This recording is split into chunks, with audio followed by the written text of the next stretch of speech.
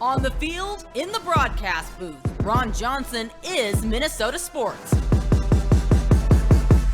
One-of-a-kind opinions, big-name guests, the teams you care about every day. It's the Ron Johnson Show, part of Locked On Sports Minnesota, and it starts now. Welcome to the Ron Johnson Show. I'm your host, Ron Johnson. And on today's show, we're going to jump in and talk championships. We just saw the Final Four. We crowned two champions on the women's side, one on the men's side. We're going to talk champions in Minnesota. Which team do you think is most likely to win a championship next in the state of Minnesota? But first, before we jump into that, a word from our sponsor. Shady Rays is an independent sunglass company that gives you the features of $200 sunglasses for a fraction of the price. That means polarized lenses, well-constructed durable frames, and premium high-end finishes. Also, something you won't find anywhere else is a Shady Rays Insane Protection Program. Shady Rays includes lost and broken protection on every single pair. They will send you a brand new pair if you lose them, no matter what happened. Give them a try, and if you don't love them, you'll pay nothing. It's as simple as that. Plus, 10 meals are donated to fight hunger in America when you shop with Shady Rays, exclusively for our listeners. Head over to shadyrays.com. That's shadyrays.com and use the code LOCKEDON to get 50% off 2 or more pairs of polarized sunglasses. That's the code Locked On for their best deal of the season. 50% off 2 or more pairs of Shady Rays sunglasses backed by over 150,000 verified 5-star reviews.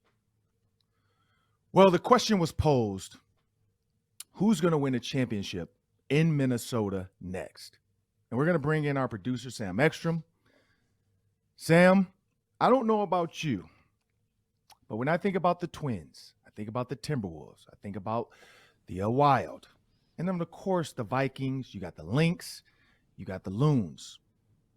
You got Minnesota United. You got so many different sports teams. But honestly, I'm going to go with the Lynx. Like, if you look at who's won them before, who has championship experience, who knows how to win them, who has the ability to turn it on when it matters, I think the Lynx, simply for the way it's set up playoff-wise. You look at the way that the WNBA is constructed. You look at the number of teams. You look at once you're in, it's kind of best team who gets hot, similar to the Final Four. Whereas with men's basketball, when you look at the NBA, it's not really Final Four-esque. I don't know if a team in the NBA getting hot at the end matters per se. Besides, I think building for the next year, when you look at the Suns in the bubble, did everything in the world to try to get in there and had a great finish to get in, and then nothing came of it. But then now you look forward, they've become the last 2 seasons the top team in the NBA, one of the top teams. They've surpassed the Warriors. They've surpassed the Lakers. They've surpassed the Clippers. All these teams, the Suns now are what a lot of teams hoped their team could be. You have a Devin Booker, you had a DeAndre Ayton, and so now you see the Suns getting hot. But I'm going to rank them. I'm going to go Lynx, then I'm going to say Wild, then, of course, probably the Loons. I'll go Vikings, and then Timberwolves, and then Twins. And the simple fact of I put the Twins at the end. I look at money, I look at pitching, I look at what they have to get done. It's a tough sledding in October. You look at the Timberwolves, the NBA, it's a juggernaut. You got to probably be higher than a 7th seed to really make some noise in the NBA finals and even try to get there. You're facing too many good teams when you're on the bottom half of that bracket. 3, 4, 3, 2, and 1. I think those seeds have a really good chance. But when you drop down 6, 7, 8, I think those are just thanks for showing up. Now, the 8th seed, they could do something. I don't think it's going to happen. 7th seed, maybe. Again, it's going to take a lot. Now, this is one year where it's kind of topsy-turvy. You don't really have a scary 2 seed in there where you feel like, oh, my goodness, we can't, teeth chattering, knees clacking together. But the Vikings, that one's tough for me too. But I will say this. The NFL is built for when the offense gets hot, And when they're playing on all cylinders and they get hot in that playoff, and then it becomes about the swagger and the fear of the other team, I think that they can get it. But that's kind of my ranking. I don't know. What do you think, Sam?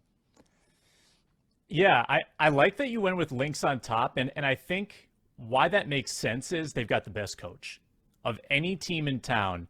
They've got a veteran coach who's literally coached at the international Olympic level. She's won titles. She's been doing this, 15 years now in this role. Whereas you've got Vikings, first year coach, Timberwolves, first year as a full-time coach, Rocco Baldelli, this is his first managerial job. Dean Evison hasn't been doing it that long with the Wild. The Loons might be number 2 in coaching with Adrian Heath. He's done great things with the Loons. But I know that core for the Lynx is aging a bit. It's not quite the same as it was back when it was, Whalen, Augustus, Fowles, and they were all in their prime. I know that, those players have retired, moved on. I think the Wild are number 1 right now. I've watched a lot of Wild hockey this year, and they can score so fast, and they flip that switch. A lot of Wild teams of the past were content grinding out 2-1, 3-2 wins. This is a team will bulldoze you 6-1. I mean, if they catch fire, and they can do it against good teams, they're never out of a game. And you don't need to be among the league's top 2 or 3 teams to win a Stanley Cup. You can be the 4th, 5th, 6th best team and have a great chance to win. It's a wide open tournament, and I think the Wild have sort of the depth to do it this year. Now, if you're talking a little longer term, yeah, I think the Wild still are set up nicely. But I think in football, things can change so fast. The Vikings are always going to be kind of one step away or right there. And if the cards fall right, yeah, they could be on that doorstep. I just have a hard time with the Wolves, Ron. I love the team. The Wolves are an awesome, fun team to watch, and yet, how often do you see a 7 seed make a run in the NBA playoffs? You have to be a top seed, top 2 seed, because there's just so much reliance on star power. And the Wolves have a lot of fun players, and they've even got a couple of pretty high level, I'd call Cat a star for sure. And then Edwards and Russell are probably second, third tier.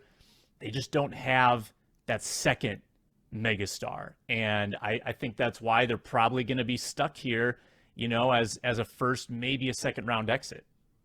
See, I'm going to disagree with you on that. I think Anthony Edwards is a mega star. I think he's a mega star in the making. I think he has the right swagger. I think he has the right attitude. I love his energy. I think his athleticism can take over games. I think his ability, you watched the highlight, I think, where he dunked over a guy. It was like him and Jimmy Butler kind of got into it. He dunked over a guy. There was another one where Jimmy Butler tries to reach for the ball and he pushes him off. Like, Anthony Edwards is a guy, he said it coming into it. He's not scared of anything. I think that's what the Timberwolves are going to need in the playoffs. But again, yeah, that 2 seed, it's about getting hot. And this is, like I said, this is any year where, like, the Warriors to me don't look scary. The Grizzlies don't look scary. It's one of those years where, even the Spurs in the play-in, I feel like they might be able to get in there because the Lakers have been eliminated, as we know, last night. LeBron's gone fishing already. So that's the crazy thing about how the NBA is built. Hockey, I agree. I'm not a big, hockey understander or fan, but I will say that whoever skates get hot at the right moment. It can happen. The Vikings, I think it's going to be the draft, some more pieces. We'll see. New coach, new GM. It might change. But today, on the next segment, we're going to have a new segment, Call the Audible or Run the Play. So stick around for that. But first, a word from our sponsors. Can't wait for that next segment. First, let me tell you about Built Bar.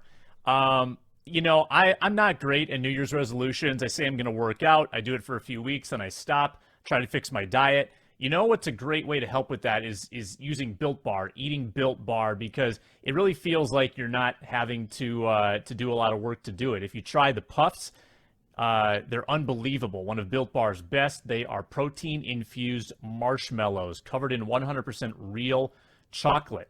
The Puffs are a fan favorite. Incredible flavors. Cinnamony, churro, coconut marshmallow, banana cream pie. So good. They're low calorie, high protein. Replace your candy bars with these. Go to built.com, scroll down to the macros chart. You'll be blown away. High protein, low cal, high fiber, low carb.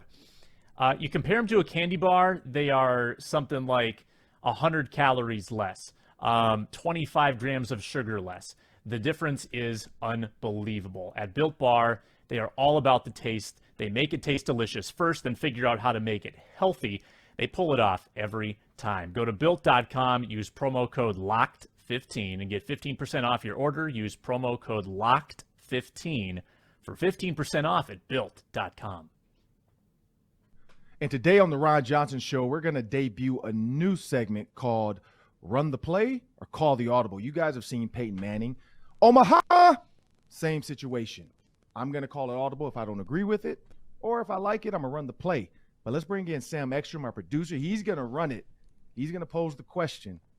And now when he gives me the play, he's like my offensive coordinator. I'm the quarterback. So when he gives me the play, I'm going to listen to him in the headset. And if I'm Kirk Cousins, I'm running the play because that's all I can do. If I'm Peyton Manning, I'm changing it. Take it away, Sam. Hey, I'm giving you autonomy at the line of scrimmage. You can make your own decisions. Here's so the you're question, Kevin O'Connell now. So I'm Kirk Cousins. You're Kevin O'Connell. Okay, let's go. I'm empowering my quarterback. It's a football question because it is a football segment. So the run the play option, Ron, the Vikings are set on offense. They've got all the weapons they need. They've got the offensive line they need. They've got Irv. They've got Dalvin. They've got Justin. They've got Adam Thielen. Or you can call an audible. You can say the Vikings need more on offense. They need to either find another receiver in free agency. They've got to draft somebody high in the draft and add to the stable of weapons on this offense. Are you going to run the play, Ron, or are you going to call the audible? Looking at my playbook, I think I'm gonna call it audible, but this is the audible I'm calling. I'm not completely changing up the play. I'm a motion the guy over, which means I need to add something to it. I need to add something. I don't know if it's a weapon per se or maybe an offensive lineman, but I do want to add something to it. I'm also going to add another tight end to it. You lose, you have Irv Smith coming back off injury, and you lose Conklin. So I don't know if it is trying to get Kyle Rudolph back at some capacity. I don't know if it is in the draft. There's a sneaky tight end in the second, third, fourth round that we don't really know about that the Vikings have their eye on. But I do feel like the way you look at Tyler Higbee with the Rams and you look at his production and what they got out of him, you look at the 3 to 4 receivers they had there with Van Jefferson. And again, I'm using the Rams because of Kevin O'Connell. I think and then T. Higgins and Jamar Chase. I feel like you do need one more small little piece. I don't mean like a $104 million extension type guy like Stephon Diggs. I would say you need just another piece. You need one more solid guy. I think KJ Osborne, Justin Jefferson, and Adam Thielen are very good. That's a good trio. I do think you need that Don Beebe type, that guy that can be on special teams, but also he's going to come in and be a serviceable guy. But I mean, Don Beebe, if he was in today's football, you're going to run some motions with him. You're going to run some jet sweep reverses. You're going to try to get some sneaky production out of him, where back then when they had leather helmets, they weren't real creative with the offense. And so I'm going to call an audible, but I'm not completely Peyton Manning this thing and tearing it down. I want to be able to just add maybe one piece here or there. If there is a receiver in one of the third rounds, second, third round, and you think that's the way to go, I'm not opposed to that as well, because you look at the $104 million Stephon Diggs just got with an extension, tying him to the Bills for 6 more years, $124 million. Justin Jefferson is going to want $200 million. I mean, so you have to look at that, at least $124 million. I mean, let's be honest. So you have to look at that and say, do we need to go get another cheap receiver? Because if we can't afford, like, if they do that with Jefferson, they can't keep Thielen, and that's going to be the chicken or the rubber meets the road. If he wants that money, Thielen, they can't afford a Thielen. You're going to have to construct a Bills type of receiver room. You look at it's Diggs, and then it's a bunch of other guys. And I think that's what you decide. Is that what your offense is going to look like? And that's why I say you add a piece now, because you get a young, guy like a Rondale Moore. You saw what he did for the Cardinals. Like that's the kind of piece that could be added to be a little bit of explosion. Yeah, I'm good adding those receivers for depth in the draft, because we've seen how impactful rookie receivers can be. The learning curve isn't quite as much anymore. There's just this depth of receivers coming out of college where I think you can find a quality receiver to add to your room to be a wide receiver 4, They can kind of be there with Amir Smith-Marset as your guys coming off the bench. And I'm okay with that, finding someone like that in the draft. Where I would want the Vikings to add, call a little audible, is to do whatever they need to do, clear up some cap space, restructure Dalvin Cook's contract maybe. I know they have the option to do that. And go upgrade your center position.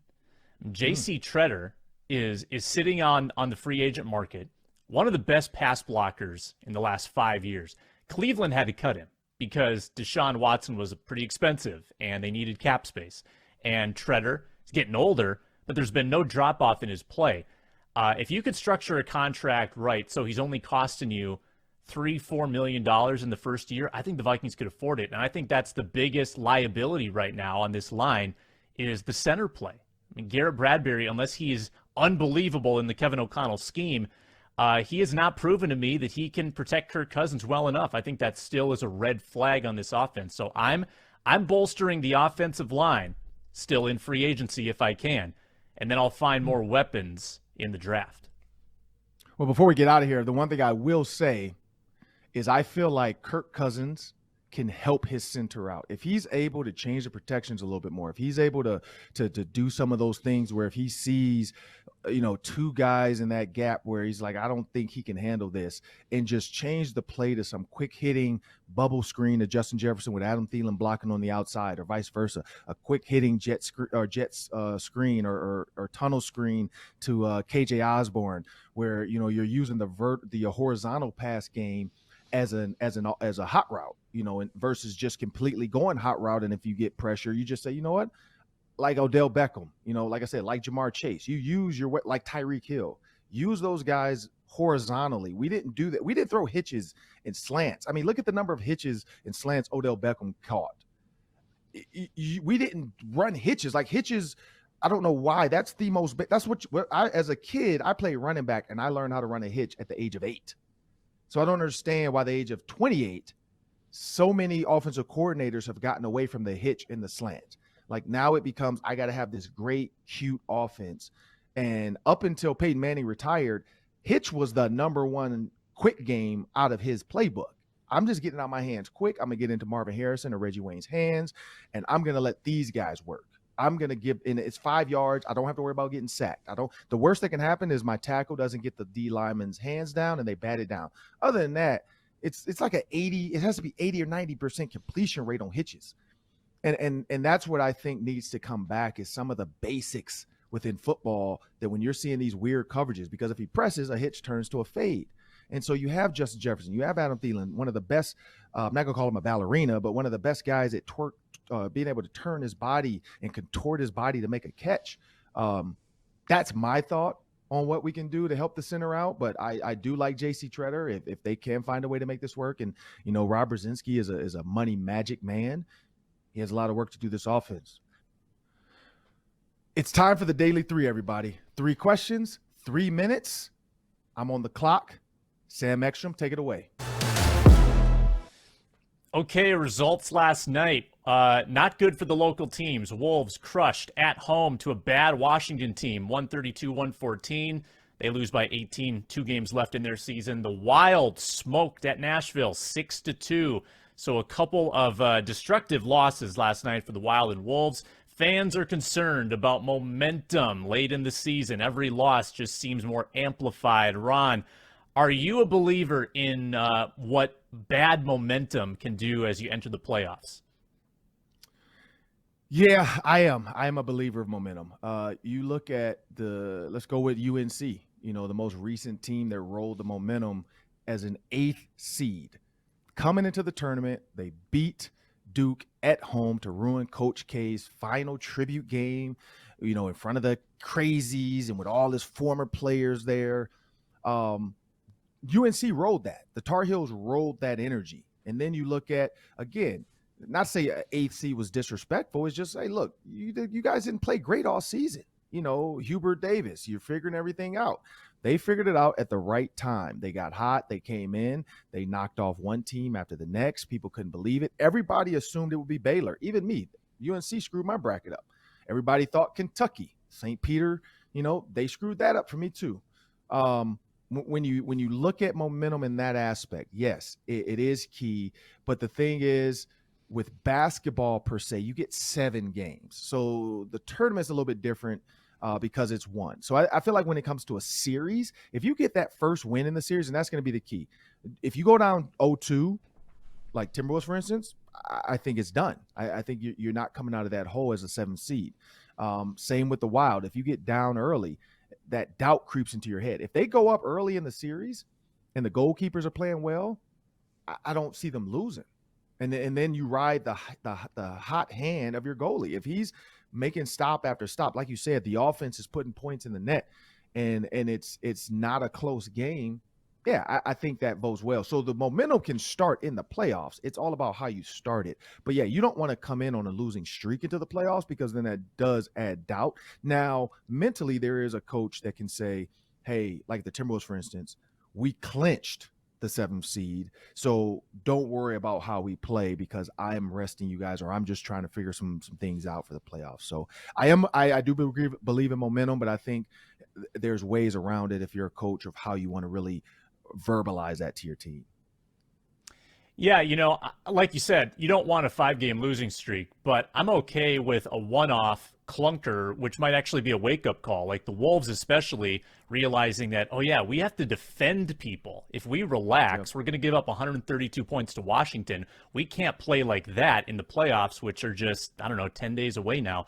So I think that could actually be a valuable lesson for the Wolves going forward. ESPN released its fantasy rankings a few days ago. Here are where some key Vikings rank in their position on offense. And I want you to tell me if it's too high, too low, or just right. Kirk Cousins, 16th at quarterback. Dalvin Cook, 10th. Justin Jefferson, 2nd. Now, these are fantasy rankings, so it's not necessarily ranking their skill level. It's more about fantasy points, but I still want your opinion. Too high, too low, or just right? Okay, so let's go with Justin Jefferson first. Let's just go in reverse order. So Justin Jefferson is 2nd. I think that's just right. You look at Cooper Kupp. Cooper Kupp is an absolute demon on the field. The things he does. I honestly might have put Justin Jefferson at 3rd, because I think Jamar Chase should be 2nd. I think Joe Burrow, now a year away from his injury, and what we saw last year coming right off injury and how good he looked. The NFL was put on notice. This team is for real. The Bengals are for real. So Justin Jefferson should have been 2nd or 3rd. I think that was just right. Dalvin Cook, that's definitely too low. I see the Derrick Henry, but again, injury. What is he going to look like coming in this year? Austin Eckler, you never know, because if it's a PPR league or what kind of league are you in? You got Christian McCaffrey. Everybody always thought Christian McCaffrey should be the first running back taken, but now with injury, year after year after year after year after year after year after year after year, you can't say Christian McCaffrey should be up there, because you don't know. Dalvin Cook has had injuries here and there, but Dalvin Cook in a scheme where they're going to run more screen game. You look at the Rams and their screens and how open they were, because that wasn't the norm for them, where I think the Vikings screen game is going to surprise people as well and be put into complete space. Dalvin Cook is ridiculous. So Dalvin Cook's got to be in the top 5 of running backs. Kirk Cousins is 16. Again, Spice Adams yesterday said he thought Kirk Cousins was the top 10 quarterback. I agree. I think he should be in the top 10. I do understand that the hesitation where people say this was a running team. And so this is not, I don't think this is a running per se, like we're going to run the ball first. It's not going to be a head coach that's going to get mad if the offensive coordinator calls, because it's himself. He's going to get mad at himself. It's calling too many pass plays. Like, I think Kevin O'Connell's going to ride the hot hand. If Dalvin Cook's hot, he's going to run outside zone and he's going to grind it out, because that's what he's been taught by Sean McVay. The Rams wish they had a running back like Dalvin Cook. But when you look at the passing game, same thing. If Justin Jefferson's the hot hand like a Cooper Kupp, they're going to keep going to Justin Jefferson. So I think Kirk Cousins is going to be a top 10 quarterback, and he should be in fantasy. So that one to me is too low. Yeah. My thoughts on the Dalvin ranking, it does seem low at first glance. I get a feeling, though, that this is going to be an offense that passes to set up the run, whereas Mike Zimmer's teams always run to set up the pass. And I think they're going to probably get Dalvin fewer carries, trying to keep him healthier, and that might make him even more efficient as a runner if he can stay healthy later into the season, because he's gotten banged up down the stretch the last few years for sure. So this game just got postponed actually to Friday, but the Twins opener was scheduled for Thursday afternoon. It's now going to be Friday afternoon because of rain. Nonetheless, I want you to give me a Twins win total for this year, and we will play this back in October and see how close you were. So the bullish nature of watching Correa follow Buxton and the back-to-back home runs. Excitement. Like, I'm like, man, if this can be a norm where you're gonna have two guys coming up like the Bash brothers for Mighty Ducks, where every time they both step up, the Splash brothers for the Warriors, they're gonna become a formidable duo. But there's injury. We know Buxton hasn't always remained healthy. Carlos Correa has taken up a lot of money, but again, there's no salary cap. So hopefully the owners don't get scared going forward thinking, oh, we pay for one free agent. We can't pay for any more. You can pay for as many as you want. Go win a championship. Break the bank for 1 year. Spend $500 million. Who cares? Go win it. I'm going to say 95. I that might be a little high. I mean, if you think 81 and 81 is a halfway, but I know they canceled some games, and so I'm gonna have to redo the math on that because I'm not sure how many series actually got canceled or postponed or whatever. But I think 90-ish, 95, 90 to 95 wins. I don't think that's crazy. When you look at the way this team is built, you look at they're willing to put a rookie on the mound, a young guy on the mound to throw out the first day. I don't know if that's going to change now because it's Friday and, they were sticking with their Friday thoughts. I don't know. But that's my thought on this team. When you think about the players, you think about the energy around the fans on Twitter, you think about the same thing. Baseball can ride energy. What I want to see from baseball is don't do what you've always done. Don't be the boring, whatever. If they want to, celebrate ridiculously after back-to-back home runs, let them. Don't hit the next batter. Like, that's the problem why so many people don't watch baseball all the time is because it's not always exciting. It's not always fun. I got a chance to go to the Gophers softball game. And the University of Minnesota Gophers softball game was so exciting when you watch the big hits, the celebrations, the dugout cheering, the entire game. That's where I think baseball gets a little bit stale. And so I think if you give these fans energy, and not to go major league, but, you have a guy in the dugout with his hat on backwards. You have guys in there wearing robes for pregame. You have a guy walking around, in biker shorts with flip-flops on, a guy, eating seeds and then collecting the seeds on the top of his hat. Like, whatever it is, just do something to stay energized, stay together. And I think 90 to 95 wins is not impossible. And that'll do it for the Ron Johnson Show. I want to thank you guys for joining me. That was my producer, Sam Ekstrom. We had a great day today. Make sure you subscribe to the Ron Johnson Show on YouTube, also wherever you get your podcasts. Thank you. Have a great day.